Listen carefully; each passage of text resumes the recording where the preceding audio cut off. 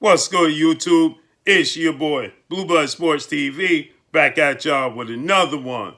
So, the highly anticipated legend showdown between former undisputed two-time heavyweight world champion, superstar, iconic boxer, Iron Mike Tyson, and former four-division world champion, former pound-for-pound king, Roy Jones Jr., ended in a draw. This fight was absolutely exciting, right? Aside from the fact that the referee allowed Roy Jones Jr. to hold on for dear life half of the first half of every round, right? It was 8 rounds, 8 2-minute rounds. The referee allowed Roy Jones Jr. to hold on a half of the round, a minute of the round or more before he decided to break them up and allow Mike Tyson to be successful. At times, maybe 2 times in the fight, Roy Jones let his hands go and showed a blistering fast combinations. But for the most part, Mike Tyson was aggressive. Mike Tyson looked like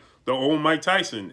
Are we expecting to see Mike Tyson from '86? No. But you saw a version of Mike Tyson that fought Kevin McBride. He was aggressive. He had the head movement. He had stamina. His combinations, his hand speed was there. His head movement was there. Obviously, he's 54 years of age. Roy Jones is 51 years of age. It went as I expected. I expected Mike Tyson to knock out Roy Jones Jr., but the referee and Roy Jones holding on, the referee, they didn't want to allow Mike Tyson, to land combinations. They didn't want anybody to get hurt. This was an exhibition, and ultimately it ended in a draw. I don't know how it ended in a draw. It should not have ended in a draw. Mike Tyson clearly won the fight. He clearly won he won every single round of this fight, okay?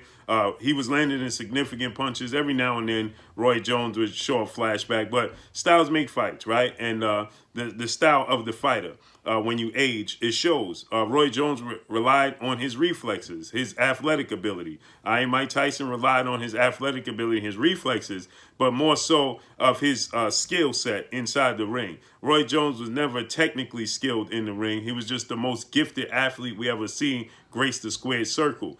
His reflexes, his quickness, his athletic ability was bar none, off the charts. We never saw it before. Mike Tyson was more technically skilled, head movement, dipping in and out, jab his way in,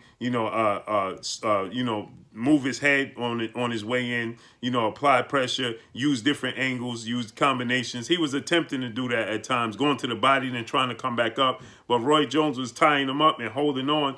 And Roy Jones would just tie him up and hold on and hold on and hold on.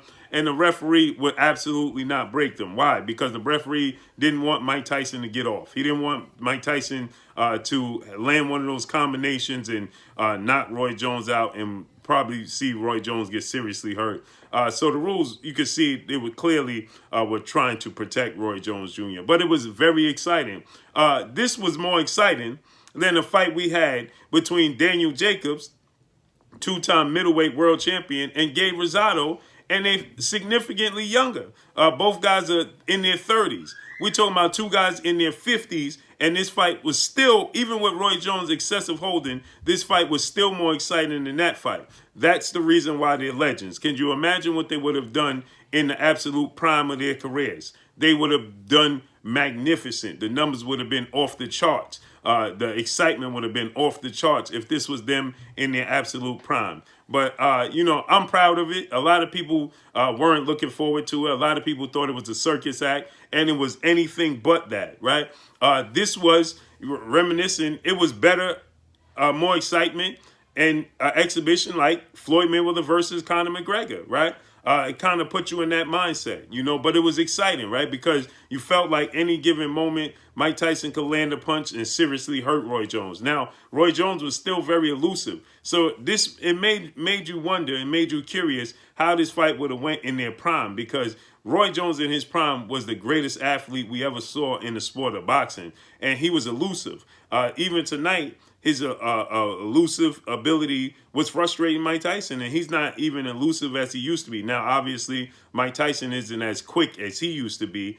His hand speed is not as quick, or his foot speed and his head movement is not as quick. But, obviously, we would favor Mike Tyson win that fight. Should he be, he's going to work his way on the inside, and Mike Tyson going to land ferocious punches in their prime. The referee is not going to allow Roy Jones to use excessive holding at that point in time. But the style matchup was very intriguing, right? To see how this fight would have played out in their absolute prime. Truly was interested to see how this fight would have played out in their prime. But to see these two guys at 51 and 54 years old give us an absolute show tonight in the sport of boxing, it gave a jolt of energy to the sport of boxing, in my opinion, right? It was exciting. A lot of people weren't looking forward to it. A lot of people, like I said, thought it was going to be a circus act, and it was anything but that. They absolutely, it was a 8-round, 2-minute, it was 8 2-minute round fight. It was a fight. It wasn't so much, the only thing that made it an exhibition is that the referee just didn't assert himself as he should have, and the judges and the surrounding part, Snoop Dogg calling the fight, he had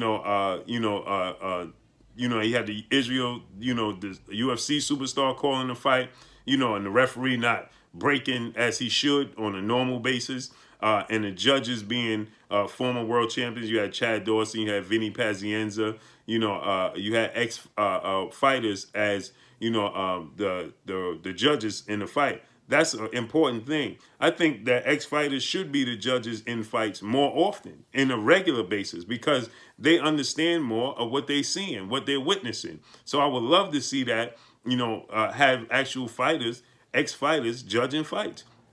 So with that said, the fight, it was a fight, right? There was no headgear. Like I said, the referee was protecting them from, more so protecting and allowing Roy Jones to clinch on so he wouldn't get knocked out. But it was a fight. It wasn't a circus act. It wasn't, WWE